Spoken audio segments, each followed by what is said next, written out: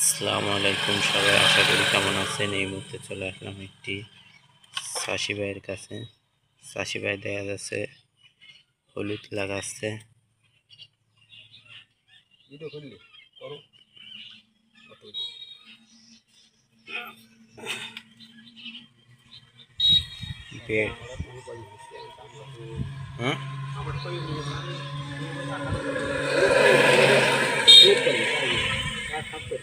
bed বাদে লাগাচ্ছেন না এমনি খড়ে গেলে গ্যাপ দিচ্ছে আসলে তো এখন লাইন খালি মারা পড়ে যাবেন গলে গেলে রোপণ করে দিচ্ছি মানে একদম খুশি দেয় না খুশি দিচ্ছে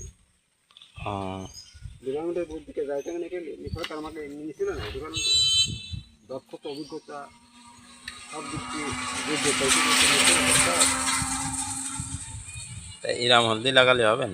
এটার মধ্যে মানে এখন ঘটনা কি যদি লাইন ফিটে লাগাই স্যার এইটু করলি এই তোমার 12 কেজি হলদি থেকে এগুলো মনে কারণে পুঁতে দিই 5 টাকা হবে আর কি এটা খোলে খালে এটা বেড়ে যাবে হলদি এবছর হবে কী যাবে এইটা হলো হলদি হবে না কিন্তু মুটাটা বড় পুষ্ট হবে মুটাটা পুষ্ট হবে বুঝলেন মুতারা হবে মুতার সামনে বছর বলতে হবে নষ্ট না করি